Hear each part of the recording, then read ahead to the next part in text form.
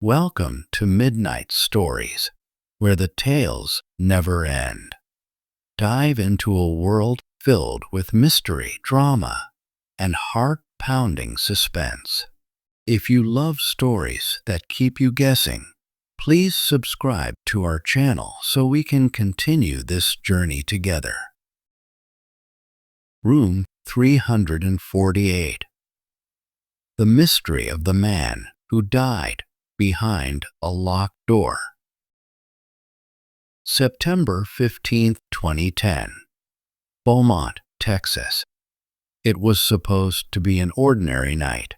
Greg Fleniken was 55 years old, a successful oil and gas landman from Lafayette, Louisiana.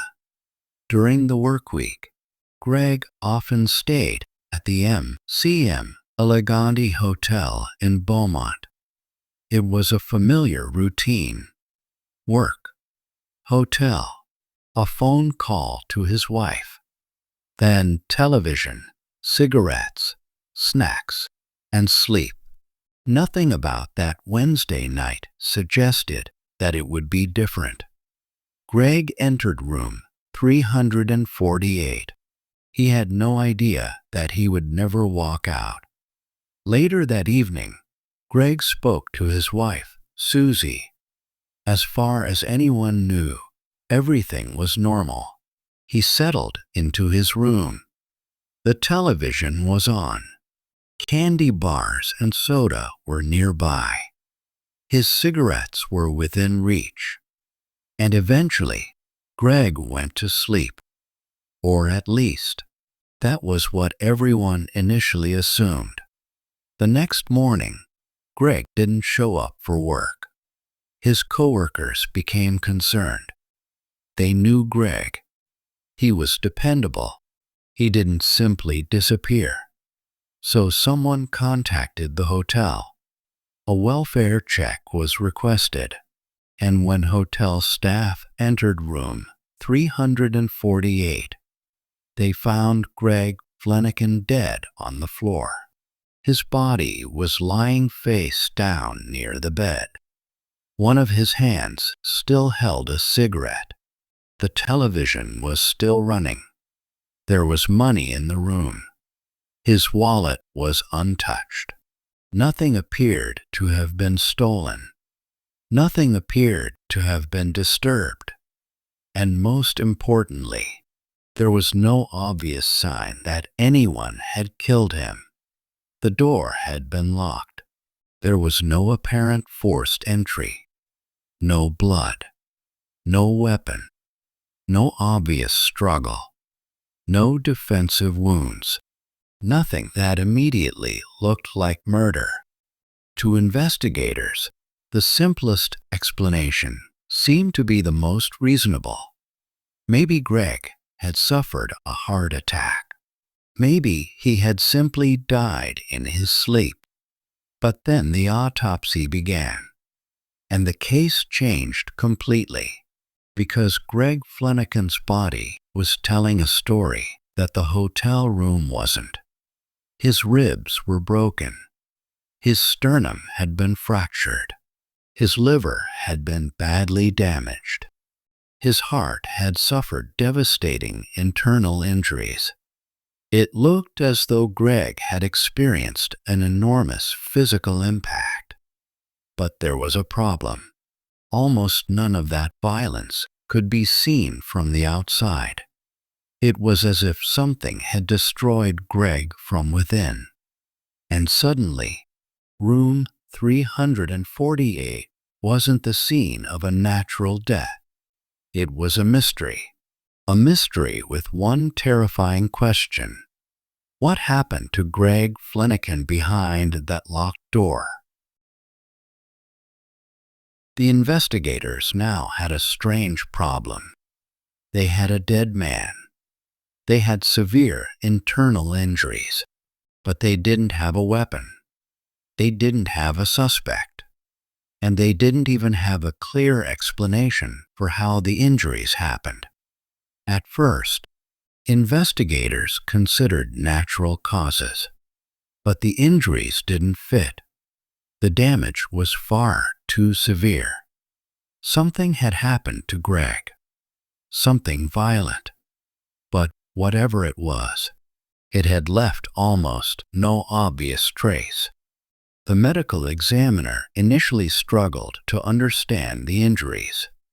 One possibility was that Greg had somehow suffered a catastrophic accident inside the room.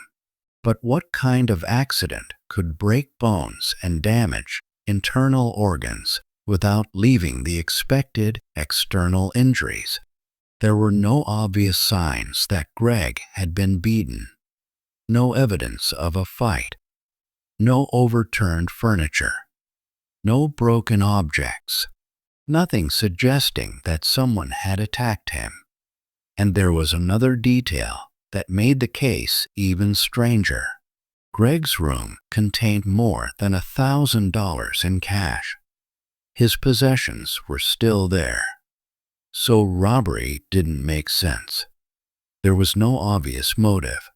Greg had no known enemy who immediately stood out. His relationship with his wife was reportedly good. His friends described him as a normal, hard-working man. There was no apparent reason for someone to hunt him down. And yet, something had killed him.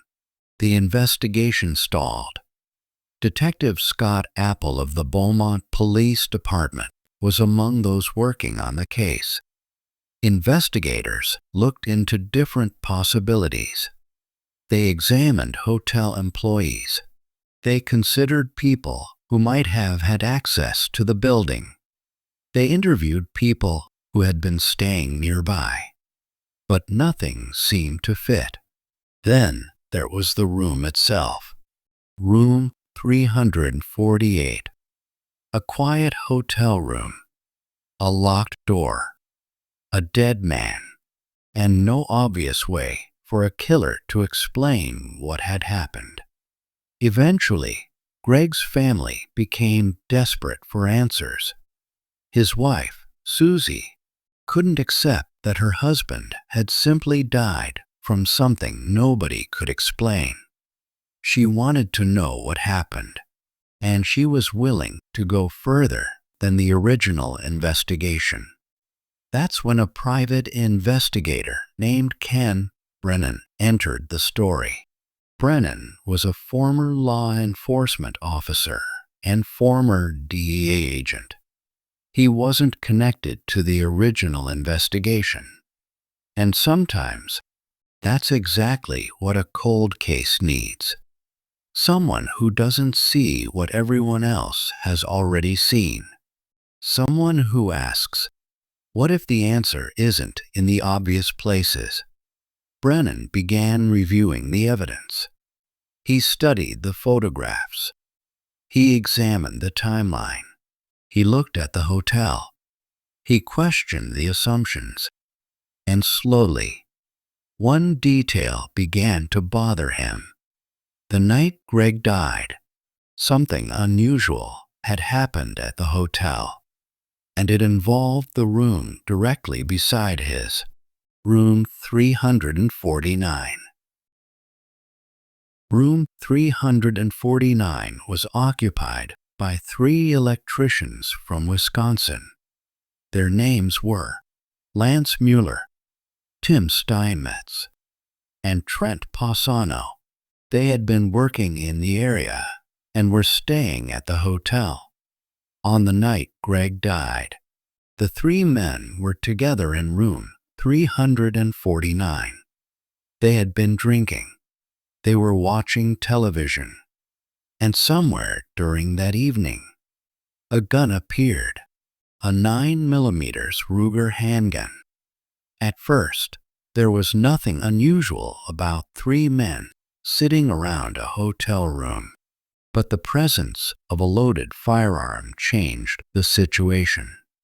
According to the later investigation, Mueller had been handling the weapon, and the atmosphere inside room 349 had become increasingly reckless. The men were drinking. Mueller was apparently showing off the gun. At one point, he was playing with it in a kind of quick draw game. The weapon was being handled casually, far too casually. And then, the gun fired. One shot. That's all it took. A single gunshot traveled through the wall separating rooms 349 and 348. But here's where the story becomes almost impossible to believe. The three men in room 349 didn't immediately understand what had happened. They saw the damage. They realized that the bullet had gone through the wall. But they didn't go next door. They didn't knock. They didn't call the front desk. They didn't call the police. Instead, they tried to hide what had happened. The hole in their side of the wall was patched, and one of the strange materials used to conceal it was something almost absurdly ordinary. Toothpaste, a small hole, covered up, an innocent-looking repair, and then silence. The men said nothing. Meanwhile, in room 348, Greg Fleniken was dying, and no one in room 349 knew exactly what they had done, or perhaps, more accurately, they didn't want to know. The bullet had entered Greg's body in a place investigators initially failed to recognize as a gunshot wound. The external injury was extremely difficult to identify, but inside his body, the damage was catastrophic. The bullet had traveled through Greg's body, damaging organs and breaking bones. It was a devastating internal injury hidden beneath an almost ordinary-looking exterior, and that explains something investigators had been unable to understand. How could a man appear to have almost no external injuries while suffering the kind of internal destruction normally associated with a massive impact? The answer was horrifying. Greg had been shot, but investigators still didn't know that. And the people who had fired the gun were already hundreds of miles away from the truth they had helped bury. Ken Brennan returned to the hotel. He didn't simply read the reports. He walked through the scene. He studied room 348. He looked at the furniture, the walls, the position of Greg's body, the little details that might have seemed meaningless. And then he noticed something. A small area of the wall looked different. It had been patched. It was subtle, so subtle that it could easily have been ignored. But Brennan didn't ignore it. He began looking more closely. Then he checked the adjoining room, room 349. And there it was, another suspicious patch, a hole filled in with toothpaste. Suddenly, the two rooms weren't two separate spaces anymore. They were connected. Brennan and Detective Scott Apple began reconstructing the trajectory.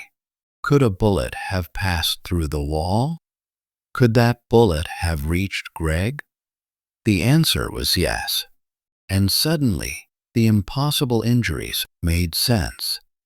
The investigators used the geometry of the rooms and the suspected trajectory to test the theory. The patched hole in room 349 aligned with the damage in room 348. The wall wasn't just damaged. It was evidence. And the toothpaste wasn't just an ugly repair. It was a clue that someone had tried to erase. Now, investigators had a theory, but a theory wasn't enough. They needed the people who had been inside room 349 that night. So they went back to the electricians: Lance Mueller, Tim Steinmetz, Trent Posano. Previously, they had denied knowing what happened. They hadn't provided investigators with the truth. But now the investigators had something different. They had a bullet trajectory. They had the wall. They had the patched hole. And they had a reason to believe that someone in room 349 had fired the weapon. The pressure increased. The interviews became more intense. And Brennan approached the men strategically. One of them was Tim Steinmetz. Brennan allowed Steinmetz to repeat the story he had previously given investigators. But this time, there was a problem. Brennan knew it wasn't true, and he made it clear that lying to investigators could have serious consequences. Steinmetz began to break, and finally, he told them what had happened. The gun had been in room 349. Lance Mueller had been handling it. Mueller had been drinking. And then the weapon fired. One accidental shot. One wall. One neighboring room. One man on the other side. Greg Fleniken. But the investigators still needed to confirm it. And there was one final piece of the puzzle: the medical evidence. The investigators returned to the medical examiner. They went back through the original autopsy photographs. This time, they weren't simply looking at Greg's body. They were looking for a bullet. They pointed out the internal damage, the path, the injuries, the strange wound, and then something clicked. The injury was consistent with a gunshot. The bullet had entered through the scrotum. Because of the nature of the injury and the condition of the tissue after death, the entrance wound was not immediately obvious. It had been missed, and that single mistake had sent the entire investigation in the wrong direction. Suddenly, the seemingly impossible injuries had an explanation: the broken ribs, the internal damage, the destruction of the organs. It wasn't a heart attack. It wasn't an unexplained accident. Greg Fleniken had been struck by a bullet, and the bullet had come from the room next door. The case had finally been solved. But solving the mystery raised another question. What happened immediately after the gun went off? According to the investigation, Mueller and the others saw the damage to the wall. They knew something had gone wrong, but instead of finding out whether anyone had been hurt, they tried to cover it up. They patched the hole. They said nothing, and they left. Greg was still inside room 348, possibly alive, possibly conscious, possibly wondering what had happened. And no one came to help him. Medical experts later considered a range of possibilities for how long Greg might have survived after being shot. It could have been a relatively short period, or it could have been much longer. But whatever the exact timeline, one thing was certain: Greg didn't simply collapse from natural causes. His death had been caused by a bullet fired from another hotel room. And the person who fired it wasn't a stranger. He was a man staying just a few feet away. Now investigators had a name: Lance Mueller. Once Steinmetz began talking, the story became clearer. Another electrician, Trent Passano, also corroborated the account. The three men had been drinking in room 349. Mueller had the 9mm Ruger. The weapon discharged. The bullet went through the shared wall, and Greg was hit. But there was an important distinction. Investigators didn't believe Mueller had intentionally targeted Greg. He didn't know Greg was on the other side of the wall. This wasn't a carefully planned murder. It was something different. A reckless act. A firearm. Alcohol. A moment of stupidity. And then a decision to hide the consequences. That's what made the case so disturbing. The original gunshot may have been accidental, but everything that happened afterward involved choices. The choice not to check the neighboring room. The choice not to call for help. The choice to patch the wall. The choice to stay silent. And eventually, the choice to lie. For months, the truth remained hidden. Greg's family had to live with unanswered questions. Why did he die? Who killed him? Why was there no evidence? Why did the autopsy seem impossible? Why did the locked room make the death look so mysterious? Then Ken Brennan found the wall. A tiny hole. A little toothpaste. A piece of evidence so ordinary that it almost looked meaningless. But sometimes that's what solves a case. Not a dramatic confession. Not a fingerprint. Not a hidden weapon.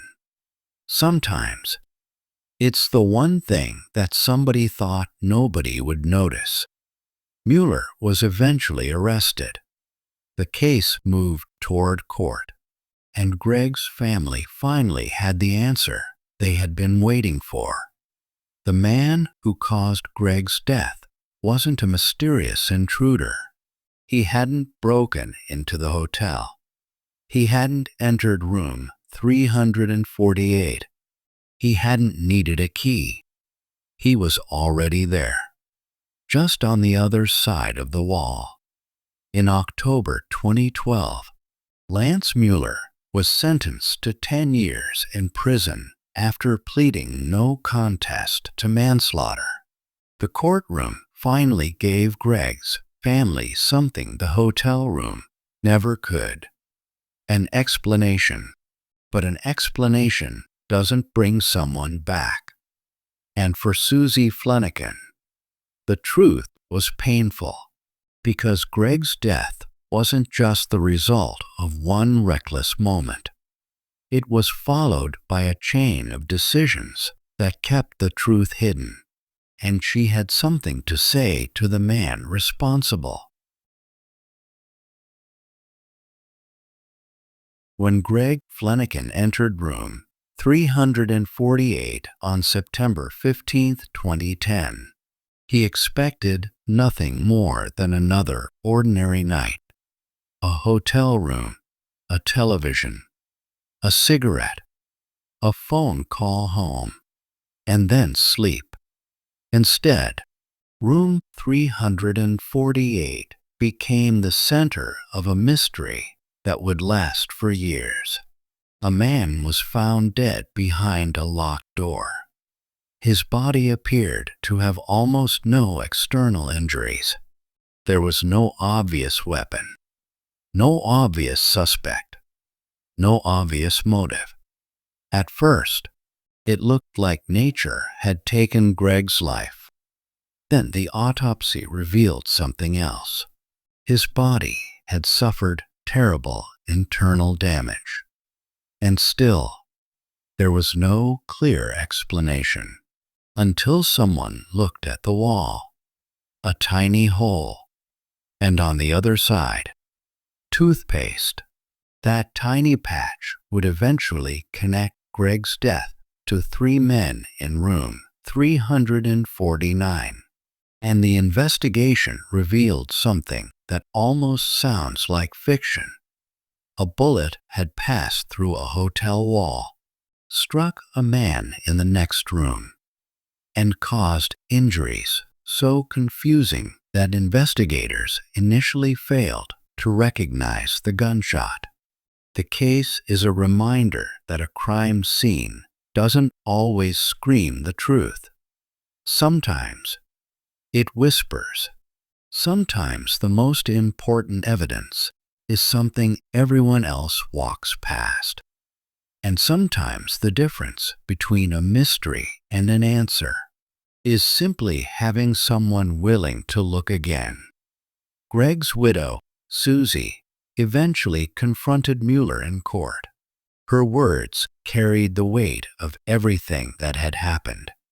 She didn't believe that Mueller had intended to kill Greg, but she believed that his decisions after the shooting mattered. Because Greg had died, and the truth had been hidden. For nearly 2 years, his family lived without knowing exactly why.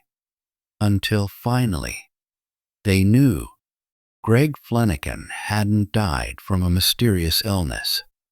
He hadn't been killed by an invisible force. He hadn't been attacked by a stranger who vanished without a trace. The answer had been only inches away, on the other side of a hotel wall. A drunk man, a loaded gun, a reckless game, one accidental shot, and a series of terrible decisions afterward. Room 348 was never really locked against the truth. The truth had been there all along. It was simply hidden behind a wall, and perhaps that's the strangest part of this entire story.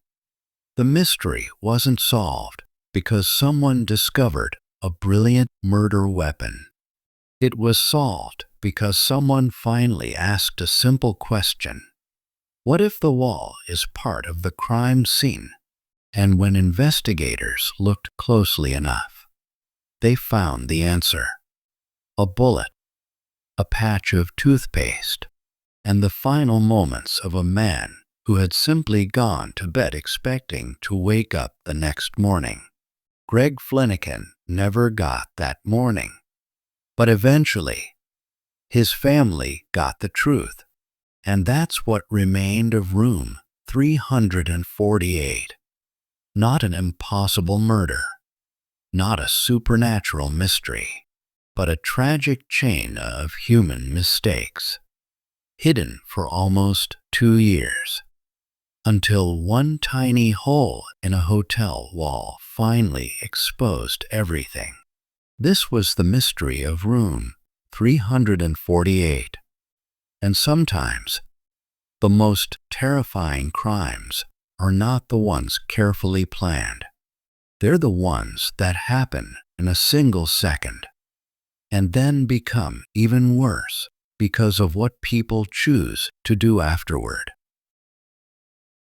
If you enjoyed this story, make sure to subscribe to the channel and turn on notifications, because there are many more real mysteries, unbelievable crimes, and dark stories waiting to be uncovered.